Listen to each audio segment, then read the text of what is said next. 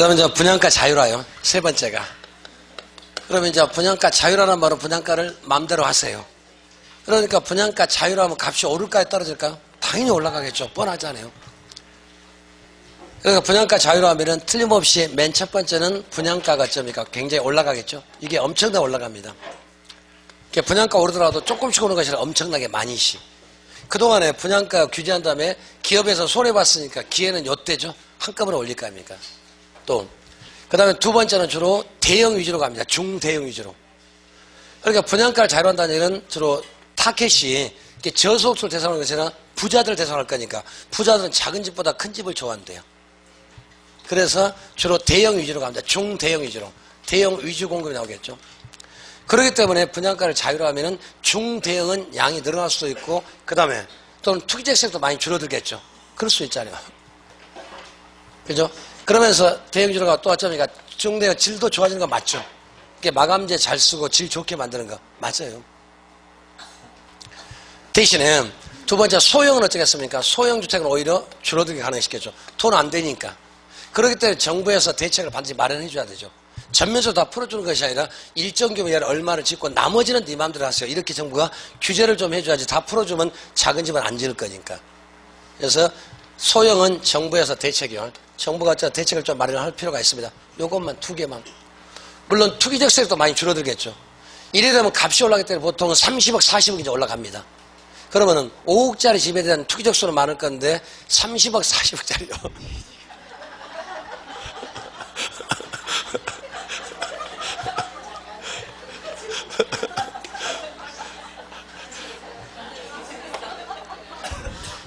아무튼 광주면 기분이 아무튼 좋으니까. 아니 그렇게 했어요. 이게 지역마다 다니잖아요. 근데 왠지 광주면 기분 좋습니다. 일단은 우리 어머니와 가까운 데 있으니까. 한 번도 못 가지만 일단은 좋습니다. 어찌됐든. 그리고 아무튼 내 편일 것 같으니까. 그래서 아무튼 소형은 이제 정부 대책을 해줘야 되고 투기적 수요도 많이 줄어들 거고. 그러니까 몇십억짜리 투기할 수요보다는 5억짜리 집에 대한 투기적 수요는 많을 건데 집값 14면 투기적 세력은 많이 줄어드니까 좋은 점은 실수요 위주로 많이 갈 수도 있겠죠. 근데 나쁜 점은 작은 집을 안 짓다는 얘기. 집값이 너무 올라간다는 얘기. 자, 읽어볼까요? 분양가 자율화는 1번 수급을 어디에 맡긴다? 시장 자율에 맡긴다. 그래 건설사 사장들이 알아서 정한다는 얘기. 그렇기 때문에 두 번째 신규주택 공급은 증가한다. 그러니까 주로 중대형 위주로 증가됩니다. 오히려 더요. 자, 넘어갈게요. 그 다음에 건설사 수입이 증가되긴 하지만 주택 공급 시장이 활성화돼서 공급량이 증가되는데 질적수는 향상된다. 정확히 말하면 중대형 위주로 공급이 증가되고 질도 중대형은 좋아집니다. 돈 있는 사람 대상이기 때문에 그죠, 질 좋게 짓고 대신에 가장 중요한 점은 소형은 짓지 않는다는 얘기. 그래서 세 번째 보시면은 전매차익을 줄여서 그 다음에 투기적 수를 감소시키고 실소적으로 간다. 그러니까 아까 5억짜리 집에 대한 투기적 수는 많을 건데 20억, 30억은 투기할 사람은 보다 적을 거 아닙니까? 30억짜리 투기할 정도면 서민이 아니잖아요. 그죠? 일단은 그렇습니다. 그래서 문제점은 보시면은 저급주택 가격이 동반상 오히려 안 지으니까 작은 집은 소형주택처럼 안 짓기 때문에 오히려 더 수요는 점점 늘어날 거니까 양이 그죠? 신규 공급이 주로 중대 위주로 가니까 중대형은 어쩌니까 양이 좀 늘어나는데 적은 평수는 안 늘어나니까 그러니까 오히려 더 가중될 수가 있죠. 그래서 자율화에도 안 좋고 규제에도 돈 없으면 다 죽는다니까요. 일단 어찌됐든. 그 다음에 앞으로 가서요. 그 다음에 이제는 보조금 제도. 그 다음에 세 번째가 이제 보조금 얘기입니다. 페이지 수가 지금 284페이지. 그 다음에 세 번째가 보조금. 네 번째가요. 보조금 제도는 맨 먼저 첫 번째는 정부의 간접적 개입. 아까 보조금. 보조금은 직접적 개입이 아니라 간접적 개입. 이해하시는 거죠? 그 다음에 형평성, 효율성이 아니라 저소득으로 보여주는 거니까. 그래서 보조금에서 종류가 예를 들어서 첫 번째는 공급자한테 보조금을 줄 수도 있고 그 다음 두 번째는 수요자. 누구한테 주는가에 따라서. 만약 공급자한테 보조금을 준다는 얘기는 이자를 싸게 준다는 장기 재료를 빌려준다든지 아니면 돈을 주는 거. 그러면은 단기적으로는 효과가 없습니다. 이거는 단기에는 효과가 안 나옵니다. 만약에 요 지역을 좀 개발하는데 현대건설한테 장기 재료 이자를 싸게 돈을 빌려줬대요. 그 오늘 갑자기 양이 느는 건 아니잖아요. 시차성 때문에. 그러니까 보조금을 공급자는 주더라도 단기는 효과가 없는데 장기 되면 어쩝니까? 효과가 있어요. 이제. 장기가 되면은 이렇게요. 둘이 수요고 같이 만났었는데 그죠? 비용이 그만큼 저렴해지기 때문에 정부가 이자를 싸게 준다든지 아니면 돈을 직접 주기 때문에 그런 공급량은 오른쪽으로 분명히 늘어납니다. 장기가 되면. 그러면 가격은 분명히 어쩌니까 떨어질 거고 양은 늘어나죠. 그래서 값은 분명히 떨어질 거고 양은 늘어나니까 가장 좋은 제도가 사실 요 제도죠. 그러니까 정부 입장으로 봤을 때는 가격 떨어뜨리고 양 늘었으니까 더 이상 좋은 정책은 없죠. 정부 입장으로 봤을 때게. 그런데 우리 입장으로 안 좋아져요. 만약 현대건설이 서울 잠실에 사람 집을 짓는데요. 그럼 광주보다는 혜택 못 봅니다. 잠실 사람도 혜택을 보니까.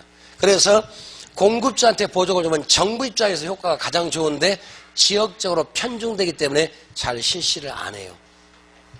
그 다음에 수요자는 종류가 또 두 가지가 있었죠. 여기는 가격보조가 있고 소득보조. 그래서 첫 번째는 가격보조요. 가격보조란 말은 이건 집세보조, 전세금 보조에서 여기는 가격보조는 돈 주는 것이 아니라 할인 쿠폰 주는 것. 그래서 일명 바우처 제도라고 하죠. 그 다음에 소득보조란 말은 이거는 현금보조. 직접 현금을 주는 거예요. 현금보조 이렇게 말합니다. 그래서 가격보조 한다는 얘기는 돈을 직접 주는 것이 아니라 할인권을 줘요. 할인 쿠폰을. 그렇기 때문에 예를 들어서 이렇게 지금 4인 가족이 예를 들어서 24평에 5천만 원 전세 지금 살고 있고 예를 들어서 28평에서 살고 있다고 가정합시다. 예를 들어서. 이럴 때 이 집에다 지금 1,000만 원짜리 할인 쿠폰 줬다고 가정합시다. 돈을 주는 것이 아니라 쿠폰을 주는 거예요. 그러면은 이건 지금 종이기 때문에 돈이 아니기 때문에 반드시 집을 옮길 때 쓰게끔 강제하는 제도. 소비를 좀 강제할 수가 있어요. 그러면은 지금 5천만 원 지금 28평 4인 가족이 널널히 살고 있는데 요 1,000만 원이 나왔으면 돈을 만들려면 다른 데로 옮겨야 될 거 아닙니까? 그러면 수요가 분명히 오른쪽으로 이동을 합니다. 그러면 집값이 일시적으로 좀 올라갈 수가 있어요. 그래서 처음에는 가격이 올라갑니다.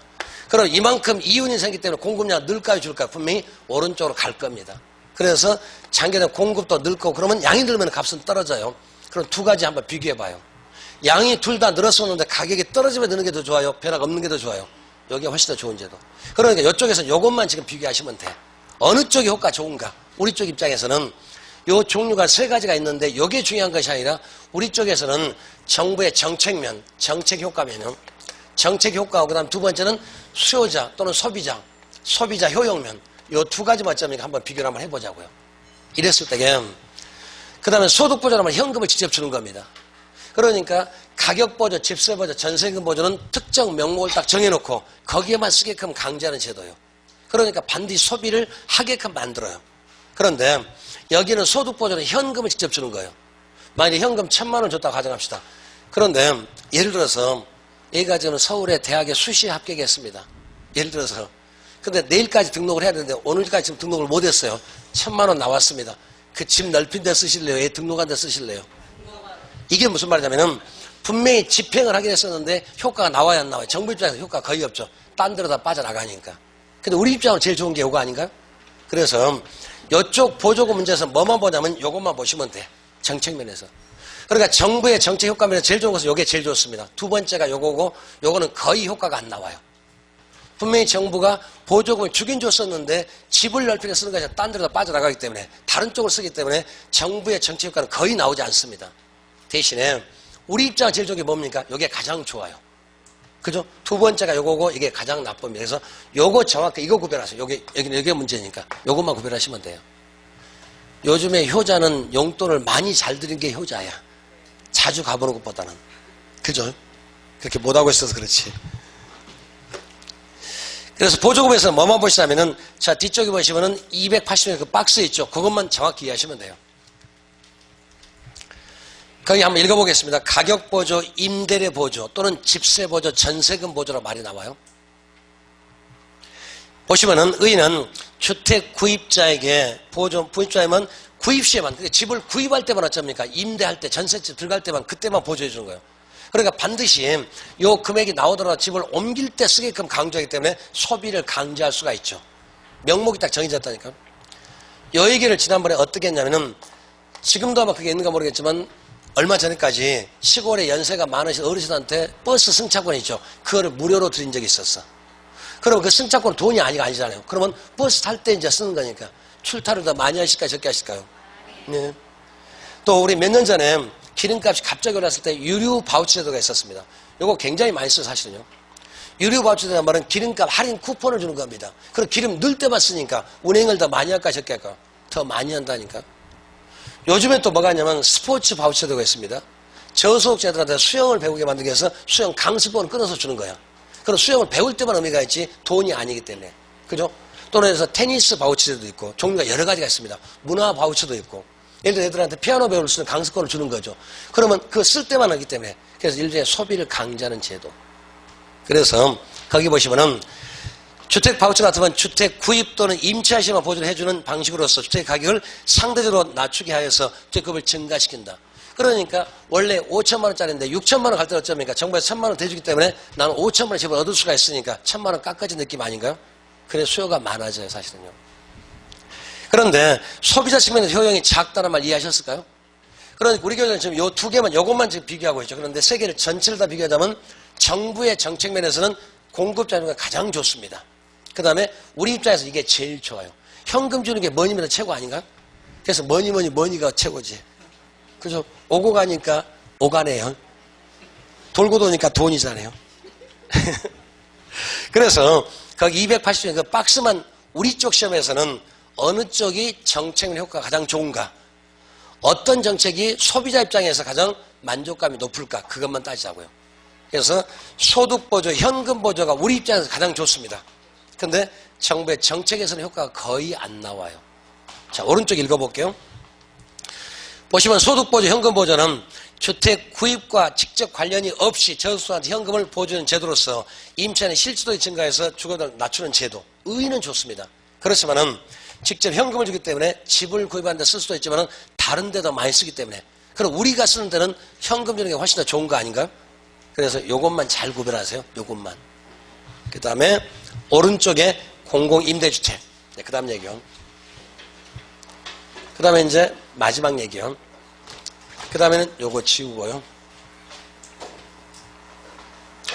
결국 주택정책은 5가지가 있는데 임대료 규제, 분양가 규제, 분양가 자율화, 보조금. 그 다음에 이제 마지막이 공공주택입니다. 공공주택을 또 다른 말로 사회주택이라고 말합니다. 공공주택은 정부의 직접적 개입, 간접적 개입, 직접적 개입. 그 다음에 효율성, 형평성.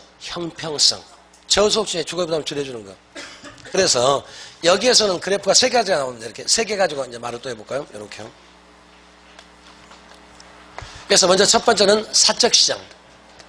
근데 우리 교재는 하나밖에 안 남았는데 3개를 그려야 말이 맞아요. 사적시장이 있을 거고, 여기는 이제 공적시장. 그 다음에 여기는 사회 전체. 이렇게 썼을 때.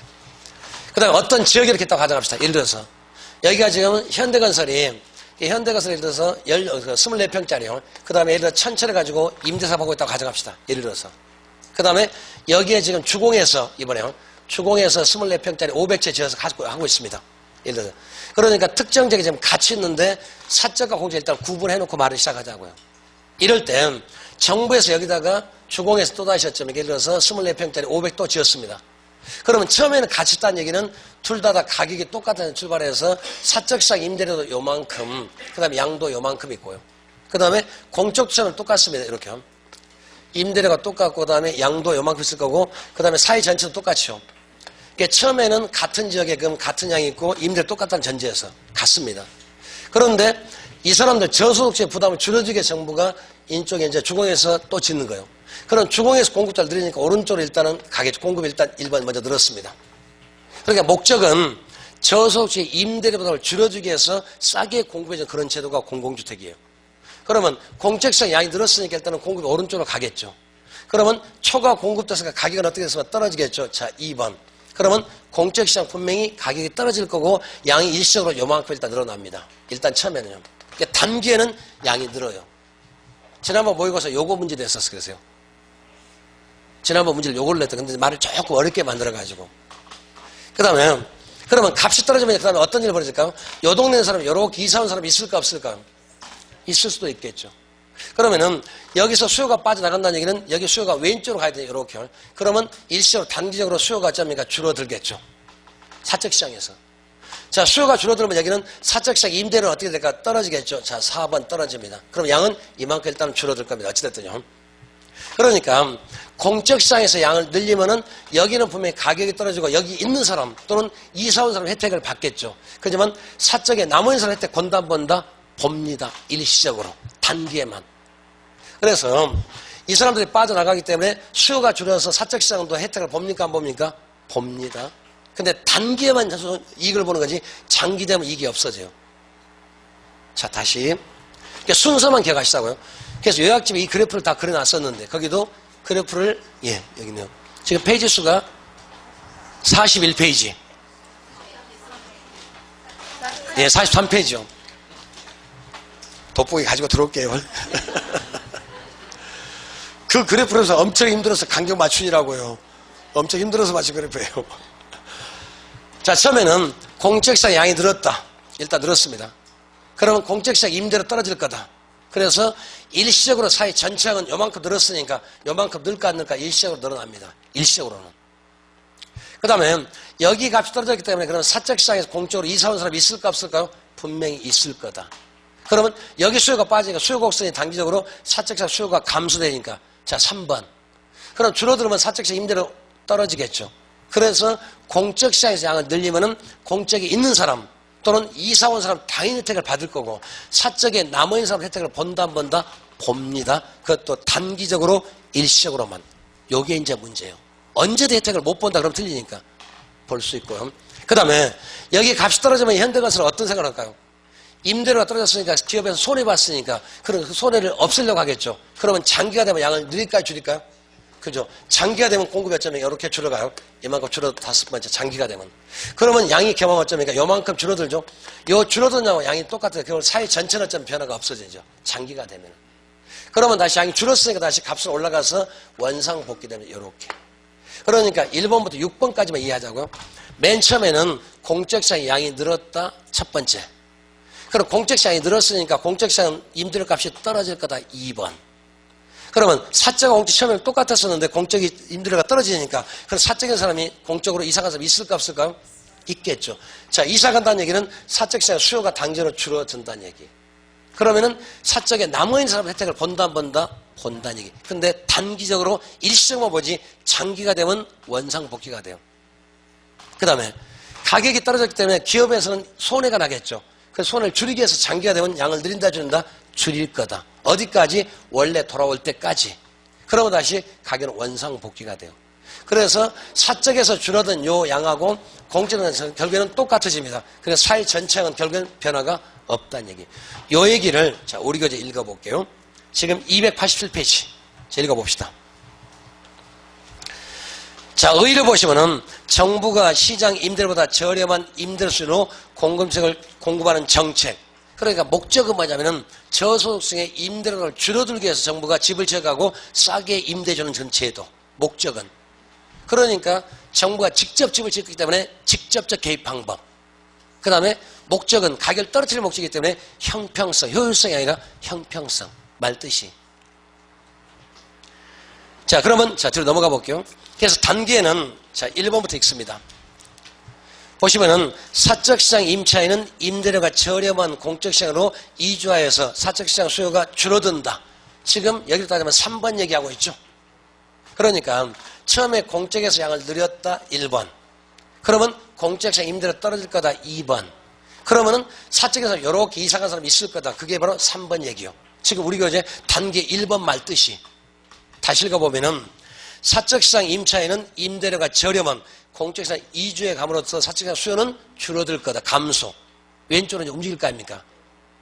그럼에 따라서 그러면 사적 임대료가 R1에 P0에서 P1으로 떨어진다는 얘기. 그래서 이게 수요가 감소하기 때문에 그러면 초과 공급돼서 가격은 떨어질 거다. 지금 4번 얘기.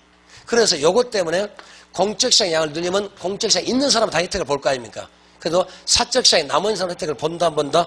봅니다. 근데 일시적으로 단기적이지 장기는 말은 틀리고 단계만 봅니다. 일시적으로.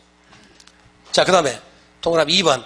따라서 사적시장 임대료가 공적시장 임대료 수준으로 하락했으므로 공적시장 및 사적시장 임차에 모두 혜택을 본다. 동그라미 2번 얘기가. 근데 정확히 말하면 사적에 있는 사람은 일시적으로 단계만 혜택을 보는 거지 장기 혜택이 없습니다. 그래서 지난번에 장기란 말을 살짝 끼워놨어 그 말을. 288페이지죠. 그 다음에 세 번째. 그래서 사회 전체 임대차 공급량은 공공시장이 증가만큼 증가한다. 그래서 이만큼 어쩌니까 증가되기 때문에 일시적으로 사회 전체량도 이만큼 늘어날 수가 있다는 얘기. 만약에 여기 500 증가했다면 여기도 500 증가되겠죠. 단계는 증가됩니다. 일시적으로. 그 다음에 밑에 장기요. 그러면 1번 보시면 사적시장 임대료 하락은 임대료 수익률이 감소됐겠죠. 그러니까 이만큼 사범 값이 떨어졌으니까 현대건설 입장에서는 돈이 안 될 거 아닙니까? 그러면 양을 늘릴까 줄일까? 이제는 줄인다는 얘기. 어디까지? 원래 돌아올 때까지. 그게 지금 1번 얘기요.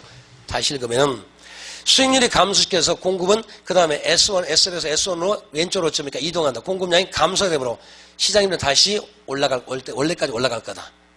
그러니까 자 양을 줄였습니다. 그러면 다시 그저 초과 수요의 값이 올라가서 원상태 6번째 복귀된다는 얘기. 그러면 여기에 남은 사람들은 처음에는 혜택을 받는데 나중에 혜택을 못 본다는 얘기. 그래서 단기의 혜택을 보지만 장기된 혜택이 없습니다. 요 얘기. 자, 한 번만 더 합시다. 그래서 맨 처음에 장기에서 그저 공적시장의 양을 늘린다. 그럼 공적시장 가격 떨어진다. 그럼 세 번째 사적에서 공적으로 이사간 사람이 있을 거다. 여기 수요 감소. 그러면 사적시장 임대료 떨어진다. 그래서 남은 사람 혜택을 본다.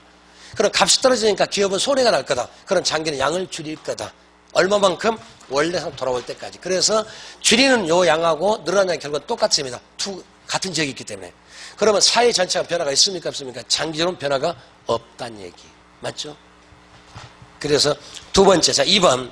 따라서 사적시장 임대료가 피자료보다 사적시장 임차에는 혜택이 없고 그 다음에 공적시장에 남은 사람은 혜택을 보게 되는 거. 그러니까 사적시장에 남은 사람은 단기에는 혜택을 보는데 장기 되면 혜택이 없습니다. 그 말 뜻이. 지금 그 얘기하고 있습니다. 그 다음에 이제 거기 분양은 아까 말씀을 드렸고 자 넘어갑니다. 그 다음에 조세정책. 그 다음에 조세에서는 딱 한 가지만 기억하시면 돼요. 전가와 귀착이란 말. 그러니까 조세에서 먼저 나올 수 있는 것은 요걸 냅니다. 그래서 조세 전가와 귀착이요. 우리가 조세 전가란 말은 옮긴다는 얘기죠. 그 다음에 귀착이란 말은 부담한다는 얘기입니다. 그러니까 전가는 말은 옮겨주고 귀착이란 말은 부담. 그래서 이쪽에 사실 결론은 딱 한마디예요. 조세 전가는 탄력성과 비례하고 귀착은 탄력성과 반비례합니다. 그 말은 탄력성이 클수록 전가 잘 된다는 얘기. 그러면 남한테 떠넘기기 때문에 내 부담은 줄어들겠죠. 그래서 조세 전가는 탄력성이 크면 전가가 잘 됩니다. 그러니까 만약에 완전 탄력적이면 내가 100% 다 전가시키는 거야. 그럼 내 부담은 제로가 돼. 완전 비탄력적인 전가 하나도 못 시키니까 내 부담이 100% 떠안는 거니까. 그래서 조세 전가는 탄력성과 비례, 귀착은 탄력성과 반비례. 그러니까 탄력적일수록 전가가 잘 되고 그러면 다 떠넘겨줬으니까 내 부담은 상당히 줄어들지 않을까? 그러니까 탄력적일수록 귀착은 작아지니까. 전가를 많이 시키니까. 그래서 조세 전가는 탄력성과 비례, 귀착은 탄력성과 반비례. 그래서 그거는 요렇게만요. 요거 하나만 이해하시면 돼요. 그래서 만약 수요곡선이 완전 수평선 될 수도 있고 완전 수직선 될 수도 있고요. 아니면 좀 급할 수도 있고요. 또는 완만할 수도 있고요. 이래 있었을 때.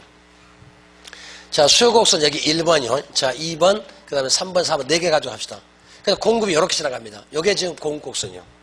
그러면 현재는 1번, 2번, 3번, 4번 기울기관계 전부 여기서 만나고 있으니까 우리는 요 정도 가격에다 요만큼 양을 산 거 맞죠. 그래 우리가 처음에 요만큼 돈을 내고 공급자도 수입이 요만큼 돼요. 그래서 만약에 요 값을 1,000원이라고 가져가자고요. 예를 들어서. 이랬을 때게 1번 한번 해보면 맨 처음에 1번이요. 요거요. 그러면 수요곡선이 완전 탄력적이요. 완전 탄력적일 때 수요자는 얼마나 부담하고 공급자 얼마나 부담하고 따져보면 돼요. 그 다음에 세금을 내게 따라 공급이 위로 이렇게 올라갑니다. 이런 식으로 수직으로 올라가요. 위로요. 요렇게요. 그러면 요 간격이 일종의 뭐겠어요? 이게 바로 세금입니다. 그러면 세금으로 자 올리면은 만나는 지점이 지금 여기서 만났다가 이렇게 자 만나는 지점 전부 다 틀려졌죠. 뭐에 따라서 기울기에 따라 높이가 다 틀려지는 것 같아. 자 그러면 1번 같으면은 맨 먼저 1번이요. 요런 같으면은 처음에는 우리 얼마 냈습니까? 우리가 요만큼 냈었죠. 처음에 낸 돈이 여기서 만났으니까. 그 다음에 세금이 위로 올라가서 공급이 올라가면 여기서 만났으니까 우리는 이게 수평선이라면은 아까 낸 돈하고 지금 내는 돈의 액수가 같을까 틀릴까요? 똑같죠. 그러니까 1번처럼 수요가 완전 탄력적인 수요자는 변함이 하나도 없습니다. 즉 만나는 점이 아까 처음에 여기서 만났죠. 그 다음에 세금이 올라가서 여기서 만났으니까 여기에 완전 탄력 수평선이라면 요 높이가 변했습니까? 안 변했습니까? 안 변했잖아요. 그러니까 수요자는 제로가 돼요. 하나도 부담 안 합니다. 그럼 누가 다 부담해서 공급자가 100% 대부분 부담합니다. 이건 어떻게 하냐면은 선 하나 그어볼까? 이렇게 한번 그어봅시다. 이런 식으로. 그러면은 공급자는 아까 여기서 만나는 지금은 여기서 만나니까 그러면 요만큼 했잖아요. 요게 지금 요 간격하고 요 간격은 같을까요? 평행 없이 똑같으니까. 그럼 공급자 수입은 요만큼밖에 안 돼. 그러면 아래쪽 하얀색은 어디로 갈까요? 세금으로 다 빠져나간 거야. 그러니까 그럼 우리는 아까도 처음에 1,000원 내고 지금도 1,000원 내는데 우리 내는 액수는 똑같은데 공급자는 아까 여기서 만날 때는 요게 자기 수입이었는데 이제는 어쩌니까 여기서 만나니까 이만큼 자기 수입이고 요거 여기 전부 다 빚금신 것이 세금으로 빠져나갔으니까 누가 다 부담했습니까? 공급자가. 그러니까 위쪽 가면 위쪽은 전부 다 수요자 몫이고 아래쪽은 전부 다 공급자 몫입니다. 언제든지요. 그래서 아래가 전부 다 있죠. 그래서 수요자는 제로죠. 공급자가 100% 부담합니다. 이 말은 무슨 말이냐면은 수요가 완전 탄력제라면 100% 다 전가를 시킨다는 소리야. 그럼 나는 부담이 제로가 돼요. 저한테 세금이 100만 원 떨었는데 전부 다 보냈습니다. 그럼 다 떠넘겨줬으니까 내 부담은 0이 되고 상대방이 다 받는 거니까. 두 개밖에 없으니까. 언제든지요. 그래서 수요가 탄력적일수록 수요자는 훨씬 더 유리합니다. 자, 두 번째. 이번에 볼까요? 수요 곡선이 지금 요금 탄력적.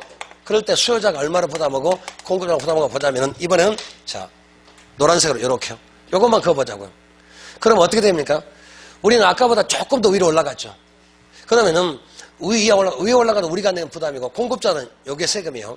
그러니까 요 간격 요거하고 요 간격 같을까요? 평행이동 시켜놨으니까 똑같으니까. 그러면 우리가 위쪽 부담하고 공급자가 아래쪽을 부담했으니까 어디가 더 많습니까? 아래가 훨씬 더 크잖아요. 그럼 이럴 때는 수요자도 부담하는데 수요자가 좀 적게 부담하고 공급자가 훨씬 더 많이 부담할 것 같아 지금 논리가. 자, 세 번째. 이번엔 수요곡선이 지금 3번 얘기입니다. 조금 비탄력적.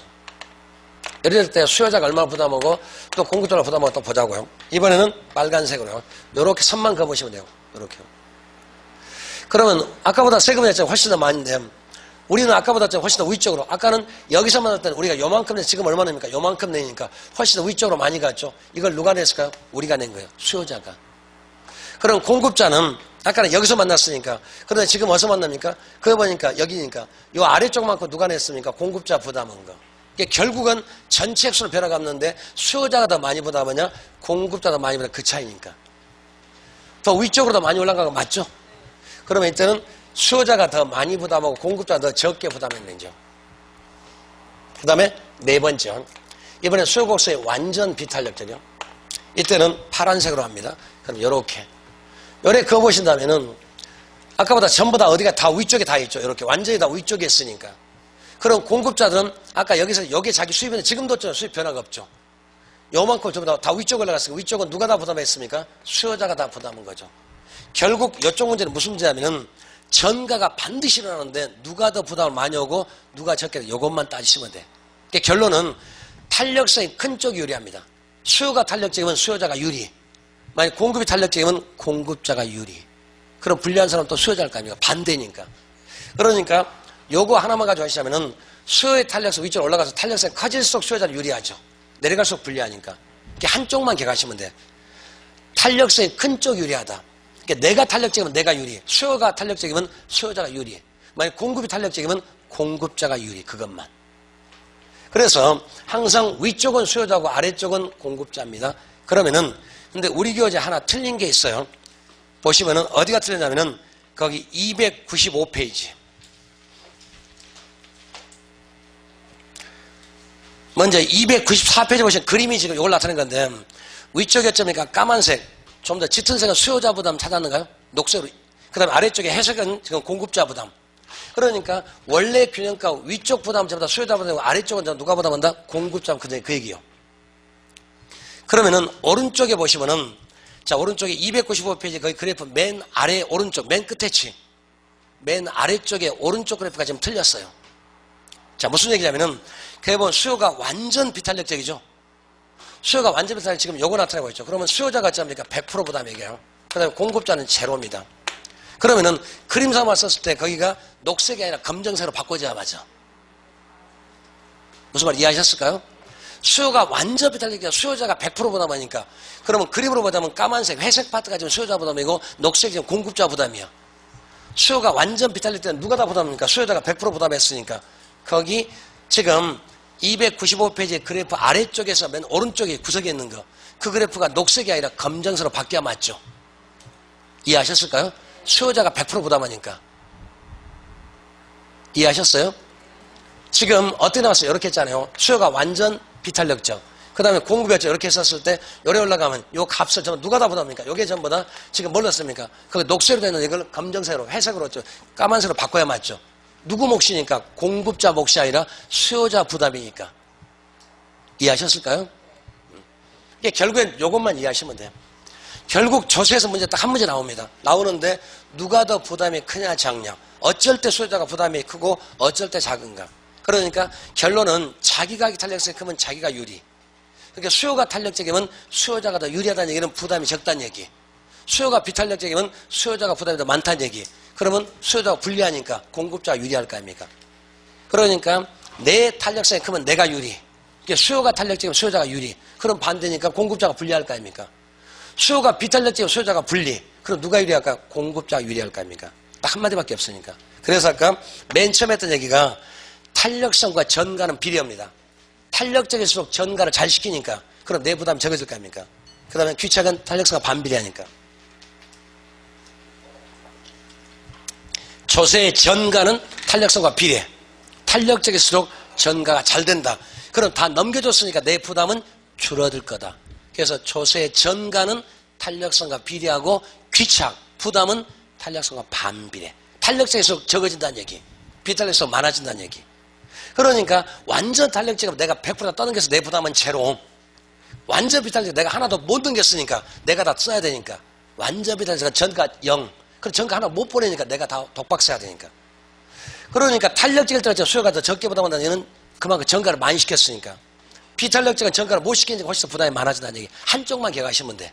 그래서 탄력성과 전가, 탄력성과 귀착 관계. 마지막으로 탄력성과 전가는 비례.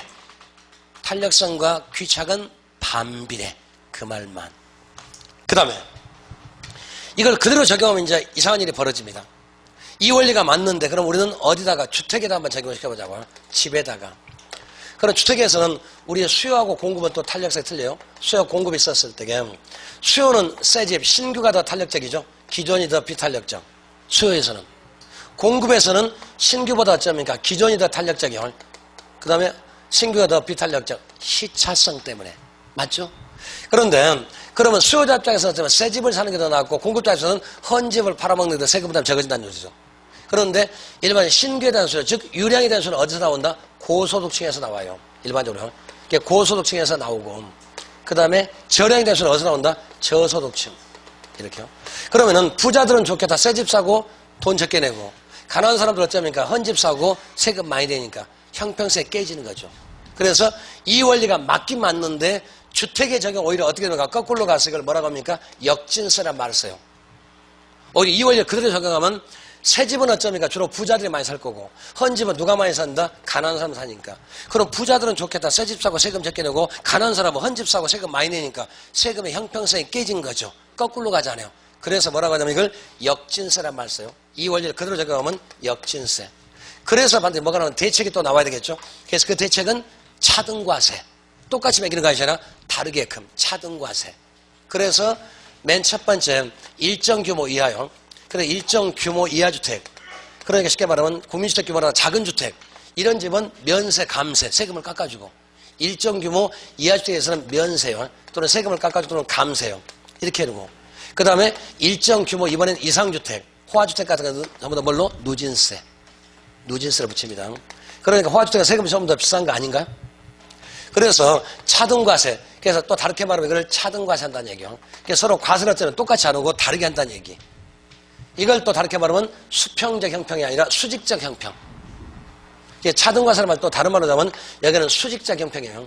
수직적 형평을 맞추기 위해서. 그러니까 일률적으로 똑같이 하는 수평적 형성은 안 됩니다. 수직적으로 맞춰야 돼. 수직적 형평을 만들기 위해서 큰 집은 많이 붙이고 작은 집은 줄여들고. 그래서 차등과세 또는 이렇게 나올 수도 있고 이렇게 나올 수도 있고 또는 이렇게 수직적 형평을 만들기 위해서. 그러니까 우리 세금을 매길 때도 인두세, 사람 머리에 따라 붙이면은 가난한 사람들 엄청 세금 부담이 커지는 거죠. 만약에 한 사람당 세금 100만 원씩 매겨봅시다. 그럼 4인 가족이면 400만 원 세금 내야 될 거 아니에요. 근데 재벌가는 좋을까 나쁠까요? 엄청 좋지. 그 사람들 세금을 더 적게 내니까. 그래서 수평적 형평하면 안 돼요. 일조로 붙이면 안 되고 다르게 붙여야 돼. 수직적 형편을 만들기 위해서 차등과세합니다. 또는 그죠? 일정 규모 이하는 면세 감세, 일정 이상은 누진세 이렇게 붙여주는 거. 그 제도가. 그 다음에 그러니까 주로 문제 이 문제 남았습니다. 그럼 기출문제 또 확인하고 갈게요. 그 문제가 어딘가 아마 있을 거예요.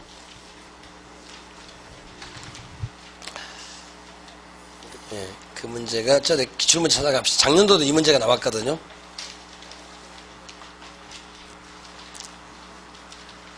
예.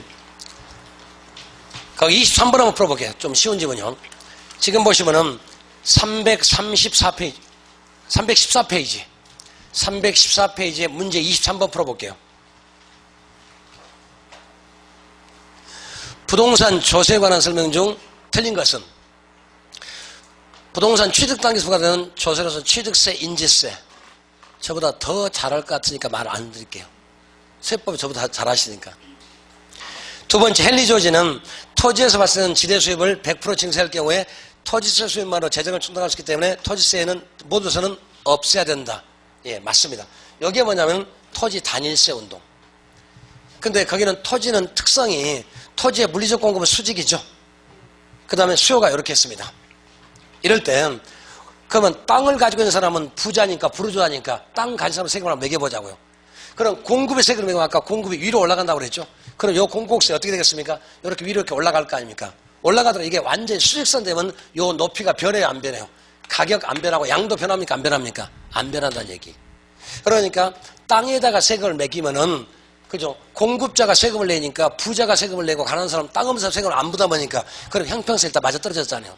그 다음에 세금을 매기더라도 여기에 수직으로 올라가더라도 시장값 변화가 안 오르고 양도 안 줄어들었으니까 시장에는 하나도 안 미치니까 좋은 거고, 여기는 전부 다 값이 다 올라가는 거 맞죠? 양 다 줄어들잖아요. 그래서 일부러 좀 색깔로 만들어 놓은 것이. 세금을 붙이면 반드시 값이 오를까지 떨어질까요? 반드시 올라갑니다. 근데 많이 오르는가 적거나 그 차이지. 양은 반드시 줄 수밖에 없어요. 그러니까 세금을 붙이면 거래량이 일시적으로 많아져야 적어져요. 둔화되죠. 일시적 거래가 중지될 수도 있죠. 그거를 동결효과 이렇게 말하죠. 일시 거래가 정지될 수 있으니까. 갑자기 세금이 높아지면 그죠? 사는 사람도 조금 덜 걷고 그 다음에 매도자도 없고 매수자도 없으니까. 근데 여기에다 세금을 매기면은 공급이 위로 올라가더라도 때문에 시장가 하나도 안 달라지고 양도 안 줄어드니까. 그럼 정부 입장에서는 세금 다 걷었죠. 시장에 영향을 안 미쳤죠. 그러다 부자가 세금 냈으니까 이보다 더 좋은 정치는 없죠. 부자가 세금 냈으니까 형평성 맞아떨어지고 시장 가격 안 올리고 양 안 줄였으니까 영향 안 미치니까 너무 좋은 거고, 그 다음 정부는 재정 목적보다 충당을 했었고, 그래서 땅에다 매기면 가장 좋습니다. 그렇게 말합니다. 토지 단일세 운동의 말 뜻이. 2번이 지금 그 뜻이에요. 그 다음에 세 번째, 집가 상승에 대한 기대가 퍼져있는 상황에서 양도소득이 중과되면 동결효과가 발생해서 집가가 하락할까 올라갈까요? 다른 거 다 떠납시다. 세금 매겼으면 값이 올라가야 떨어져요. 양도소득 그 의미 없다니까요. 세금 매기면 값이 떨어져야 올라가요. 올라가죠, 당연히. 거기 떨어지다 말고 틀렸네요. 답은 3번인데요. 그러니까 우리가 이게 왜 어렵냐면 분명히 들으실 때는 이제 반복되니까 말은 들려. 근데 지문에선 가운데 사이에 말을 끼워 넣죠. 그게 얼른 안 보여. 내용은 뻔한데 지문은 가운데 끼워 넣잖아요. 거기 양도소득 어쩌고저쩌고 나오니 그게 안 보여서. 그죠? 그러니까 내용은 좀 이해가 된다면 이제 자주 보시는 수밖에 없어요. 그래서 문제를 자주 풀어보는 게 도움 되겠죠? 이번 달은 모의고사 보실 거 아닙니까? 보셔야 될까 안 보셔야 될까요? 보시는 게 좋습니다. 그래야 문제를 자주 풀어봐야지. 그래야 도움이 돼요. 나는 실력이 안 되니까 실력 될 때까지 하면 시험 끝나도 못 보니까 자주 보시라고. 일단 그 시간 내에 보시고 풀어보는 게 방법이라는 거예요. 점수가 지금 중요한 게 아니에요. 자주 시험을 보시다 보면 익숙해지면 쉬워져요. 근데 어쩌다 한 번씩 보면 그게 얼른 안 돼요. 또 OMR 작성하는 거죠. 그거 굉장히 중요합니다. 그 OMR 작성 잘못해서 나중에 시험 보실 때 약간 손해보시면 많아요. 직접 찍어보셔야 돼요. 민법을 먼저 푸는 게 답인지 개론이 먼저 그것도 본인이 알아서 하시는, 아니 정답 없다니까요. 본인마다 틀리니까. 답안 적일 때 하나 오고 하나 오는 게 좋은 거지 5개씩 오는 게 좋은 거지 본인이 해보셔야 돼. 그 정답 없어요. 여러 번 해보셔야 그게 나와. 실제 가서 답안지 2번만 받고 3번째 답 찍기가 어려울 건데 한번 해보시면 알아요. 여기 수업할 때 50분은 왜 그렇게 시간이 안 가는지. 시험 볼 때 100분은 고개 2번만 들면 100분 지나갑니다. 아 진짜 그래요. 굉장히 시간이 빨리 지나가는 느낌. 집중하니까. 시험 보실 때 훨씬 더 시간이 빨리 갑니다. 수업할 때는 왜 그렇게 시간이 안 끝내는 건지. 그죠? 자, 그 다음에 네 번째, 조세 전가는 납세 의무자에게 부담된 조세가 의무자가 부담이 되지 않고 다른 사람이라는 거. 그러니까 조세 전가란 말은 납세자와 담세자가 틀린 거죠. 우리 조세는 직접세가 있고 간접세가 있죠. 근데 사실은 직접세계가 훨씬 좋습니다. 소비자 선호도를 안 바꾸니까. 근데 직접세면 뭐가 나쁘냐면 징수가 어려워. 직접 맥주 한 병 드시고 세무서 다녀오셔야 돼. 그런 사람이 없으니까. 그래서 징수를 편하게 해서 간접세계로 때리는 게 일반적으로. 걷기는 쉽죠. 그렇지만은 만약에 직접세라고 하면 세무공무원 지금보다 몇 배가 더 많아져야 돼. 일일이 쫓아다녀야 되니까. 그래서 그렇게 합니다. 그 다음에 다섯 번째, 부동산 세금은 정부나 지방세에 필요한 재원을 조달하기도 하고 분배, 불공평성을 개선해서 형평성을 높일 수도 있다. 맞는 얘기. 그래서 우리나라 그 5번 지분 얘기는 무슨 얘기냐면 국민의 4대 의무가 있는데 본질적 의무가 두 가지가 납세하고 국방은 본질적 의무입니다. 세금은 내야죠. 어쩌니까 재원은 마련해야죠. 정부에서. 그래서 살림살이 할 거 아닙니까? 두 번째, 나라는 지켜야 될 거 아니에요. 그래서 옛날 조선시대 때도 양반들은 나라도 안 지키고 세금도 안 냈죠. 쌍놈들이 전부 다 하고 평민들 다 했잖아요. 그래서 밀란이 일어나고 막 그랬잖아요. 대동법, 균형법 그런 문제. 옛날 국사에서요. 그래서 4번 일단은 3번입니다. 자, 그 다음에 하나만 더 합시다. 이제 마지막 얘기. 그 다음에 이제 뭘 보셔야 되냐면은 지금까지 뭐냐, 여기가 다 나왔어요. 여기요. 그 다음에는 계산 문제가 혹시 나오지 않을까. 그 다음 얘기가. 그러니까 지금까지는 조세에서 전가 귀착이 일어난다. 누가 유리하다, 누가 불리하다. 요것만 물어봤으니까. 그럼 얼마만큼 부담한가 보자고요. 그래서 그 공식이 다 하나가 있어요. 요 표 하나 만들면 돼요. 수요의 탄력성, 그 다음에 공급의 탄력성 써놓고요. 이렇게요.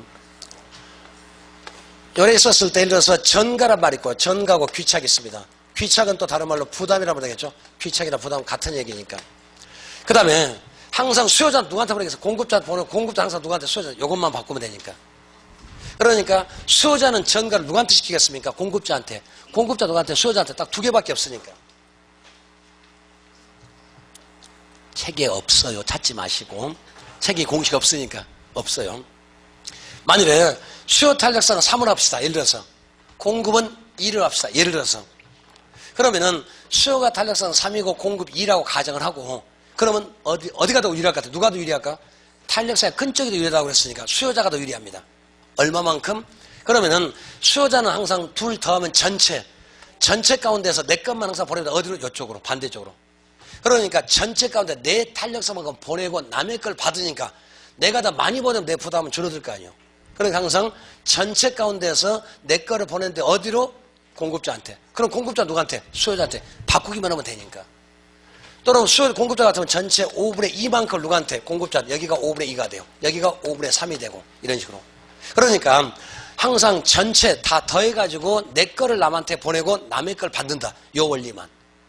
여기에 우리 교재에서 공식이 나오더라도 복잡해서 안 되니까 공식을 외우지 마시고 요것만 기억하시면 돼요.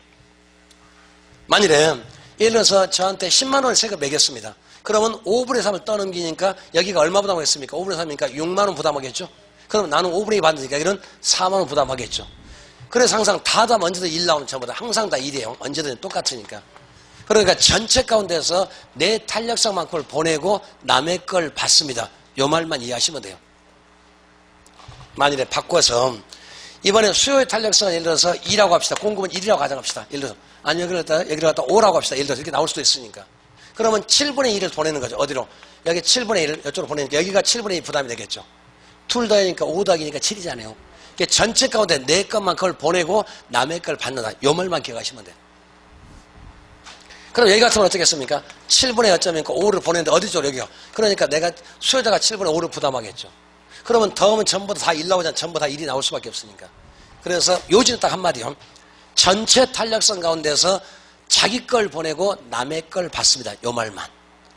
그러니까 내가 탄력적이면 많이 보내니까 내 부담이 그러니까 줄어들고 부담은 작아지고 전가를 많이 시키니까 요것만 좀 이해하시자고요. 여기까지 오신 거죠? 예, 그 다음에 다음 주에 이제 부동산 투자를 하도록 하겠습니다. 그래서 다음 주에 투자를 하려니까 투자를 읽어 오시면 좋을까? 그냥 오시면 좋을까요? 약속하신 거죠? 예. 고맙습니다. 고생하셨습니다.